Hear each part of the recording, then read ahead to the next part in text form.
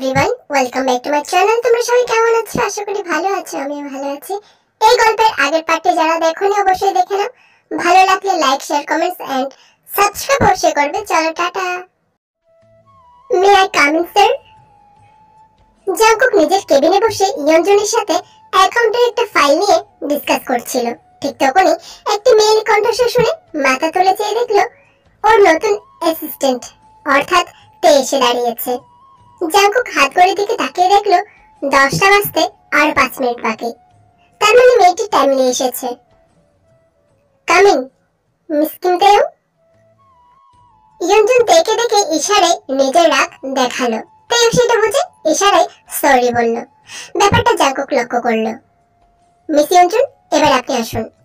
এবার থেকে একটু দেখে কাজ করতে শিখুন, নইলে দেখা যাবে ঠিক টাইমে হিসাবের গন্ডগোল বাঁধলো আর আপনি ছুটিতে থাকার ফলে সেটা আবার আমার অর্ধেক কাজ ফেসে গেল। সরি স্যার, এবার থেকে আমি খেয়াল রাখবো।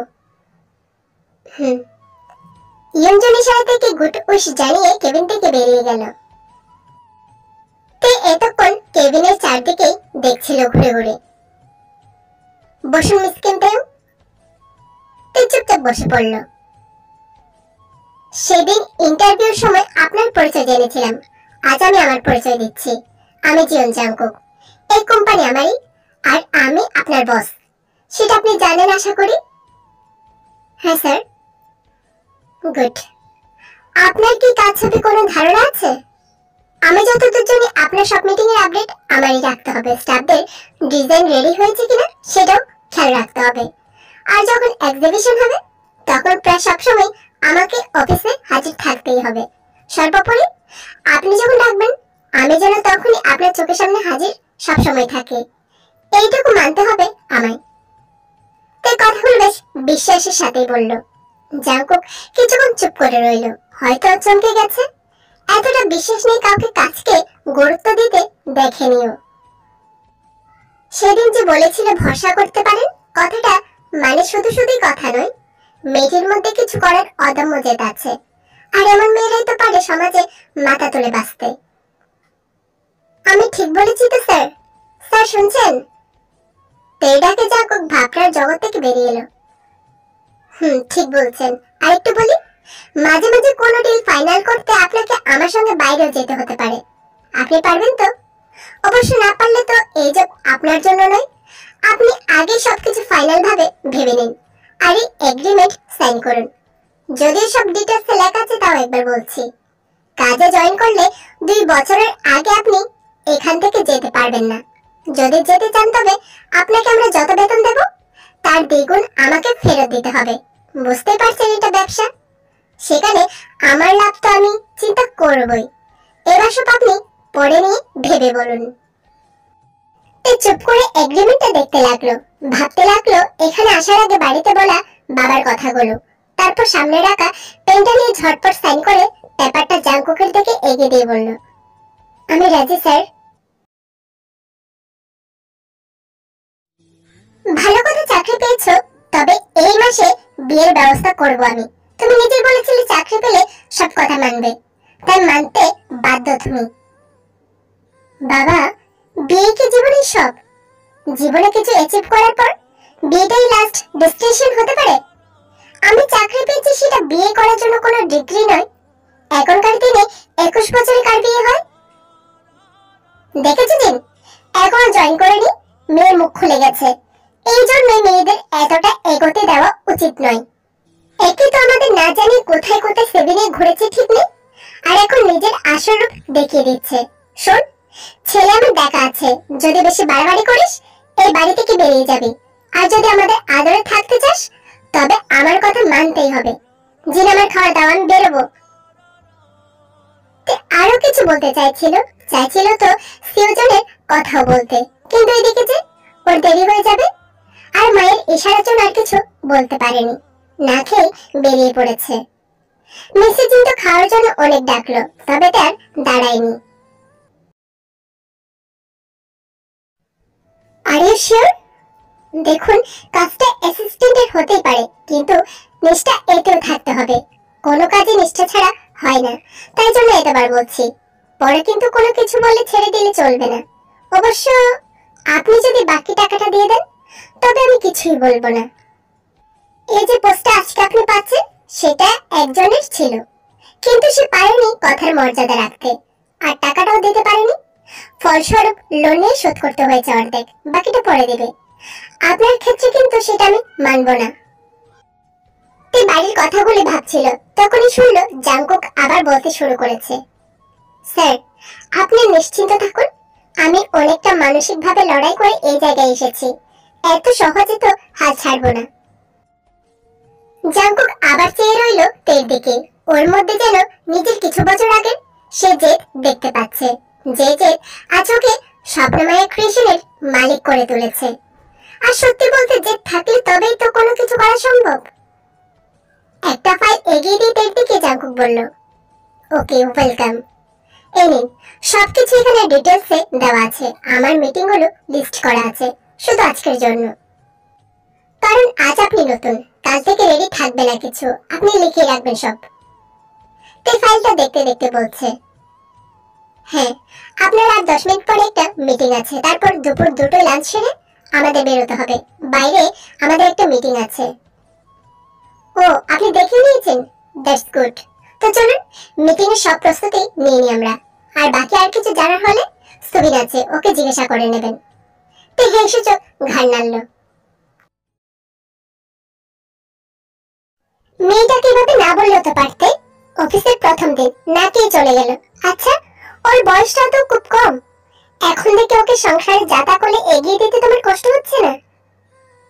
না, এর থেকেও কম বয়সে তোমার সাথে আমার বিয়ে হয়েছে, তুমি যেমন পেরেছো তোমার মেয়েও পারবে, আর এই নিয়ে তোমাকে ভাবতে হবে না।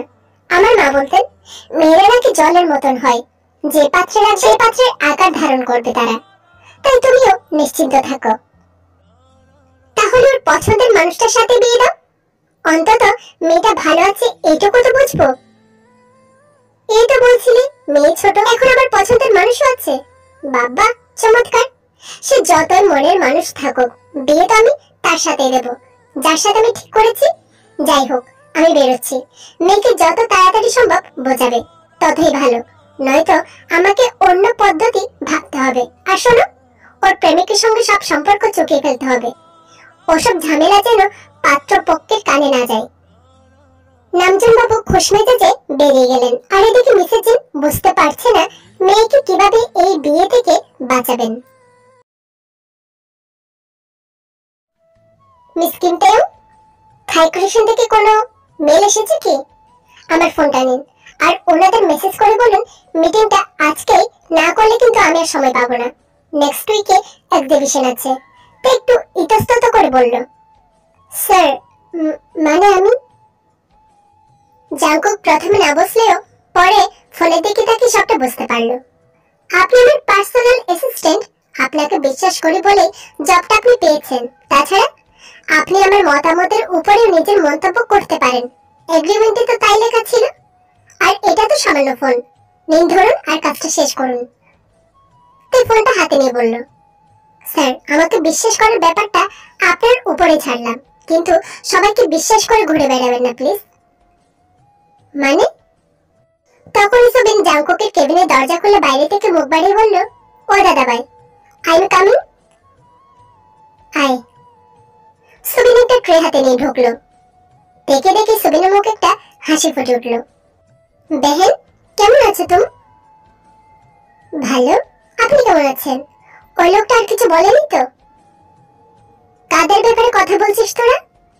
সুবিন খাবারগুলো জাংকুকের সামনে সাজিয়ে দিয়ে বলল, ও বেহেন বকবের কথা বলছে দাদা ভাই, তুমি সব ছাড়ো, এবার খেয়ে নাও দেখিনি। আর বেহেন তুমি যা টাইপ দিয়েছো না, ও আর কোনো কিছুই বলবে না। তুই মুচকি হাসলো, তবে জাংকুকের খাবার নিয়ে এসেছে দেখে বলল, স্যার মেল পাঠিয়েছি, আর আপনি খেয়ে নিন, আমি বাইরে আছি। দাঁড়ান মিস কিম তেও। सुबिन इधर कटा प्लेट আছে? दो है, तुम हमको दो ले आने के लिए बोला, मैं दो ले आई। गुड, जयबार तुझे বাইরে গিয়ে খেয়ে নে।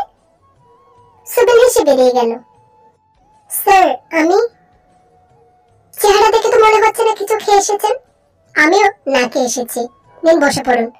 এবার এটার মানে অন্য কিছু বের করবেন না। ইউ আর মাই অ্যাসিস্ট্যান্ট, শিওরতে খেয়াল রাখছিলাম। খেয়ে নিন, এরপরে আবার বেরোতে হবে আমাদের। তুই বড় বড় চোখ করে চেয়ে রইল কিছুক্ষণ, আর মনের জ্বালা মেটানোর জন্য মনে মনে কথা বলা শুরু করলো।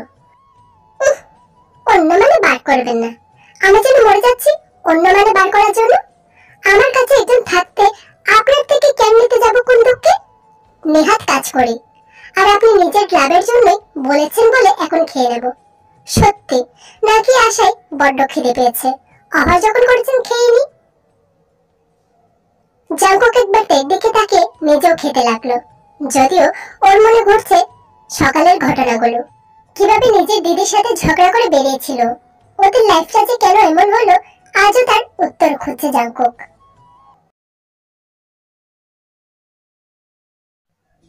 জিমিন চুপচাপ বসে আছে নিজের রুমে, হাতে রয়েছে ফোন, যেটা একদিন ওর জীবন নষ্ট করার পথ হয়েছিল।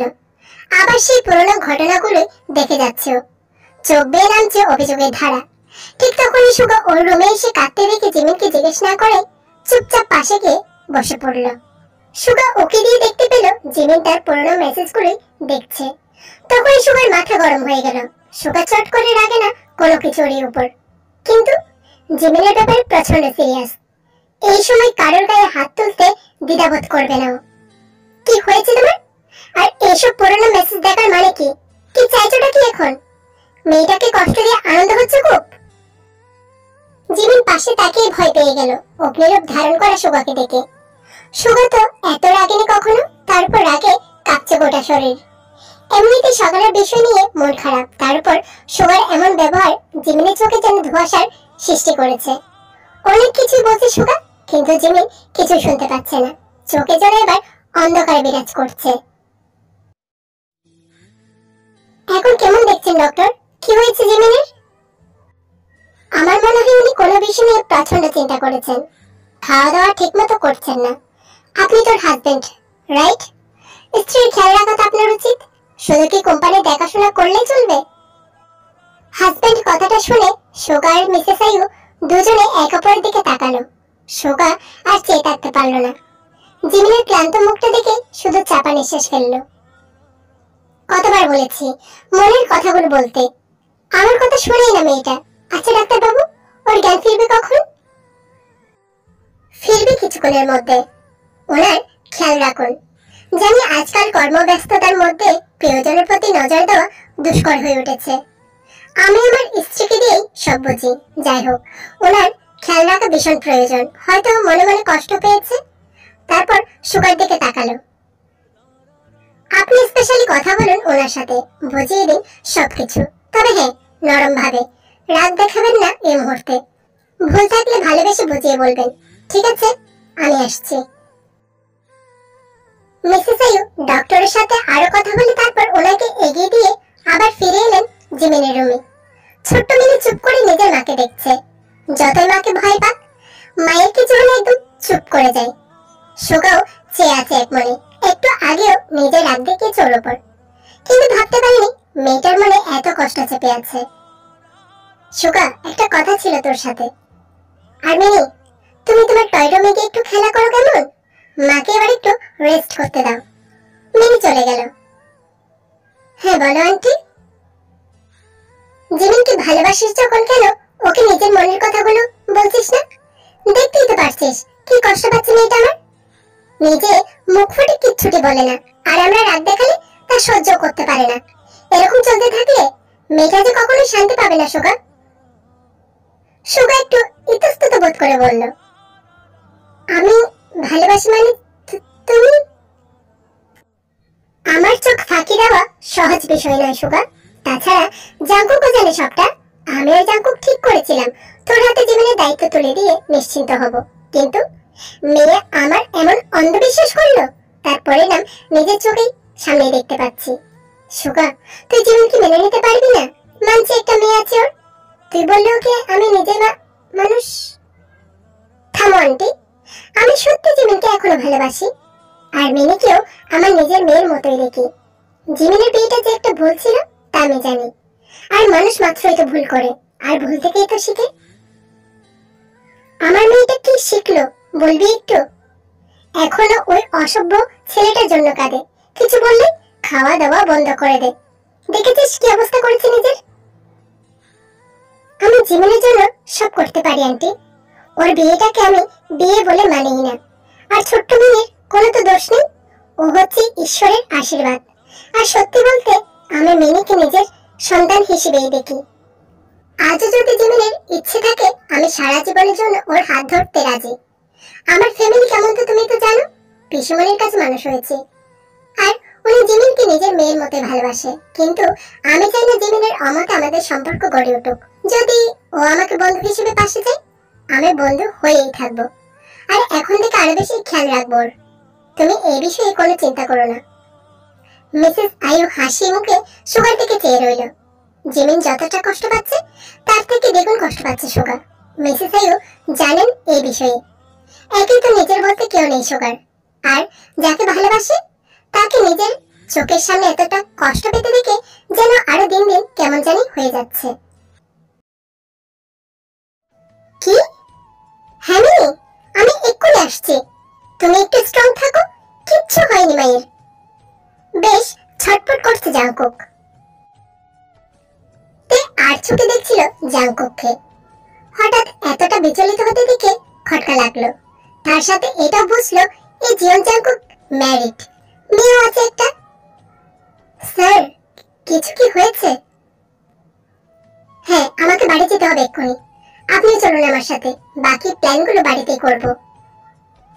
তে আমতা করে বলল, স্যার আপনার ফ্যামিলি ম্যাটারে আমি কি করব? জাংকুক হঠাৎই চেয়ার ছেড়ে উঠে একদম তের সামনে গিয়ে দাঁড়ায়। এতটাই গম্ভীর ভাব নিয়ে দাঁড়িয়েছে যে তের কথা আটকে গেছে একেবারে। বলছি তো আমার সাথে যাওয়ার জন্য, তাহলে কেন বসটাকে? আপনি স্যার। তাহলে আমাকে না বলার সাহস কোথা থেকে পেলেন আপনি? ভুলে গেলেন এগ্রিমেন্ট? না মানে কোনো মানে নেই, চুপচাপ চলুন। তখনই ঝড়ের গতিতে সুবিন উড়ে এসে থুড়ি দৌড়ে এসে বলল, দাদা ভাই হামকো পুকারে তুম। আমি আর মিস কিনতেও বাড়ি যাচ্ছি, তুই একটু লক্ষ্য রাখিস এদিকটা।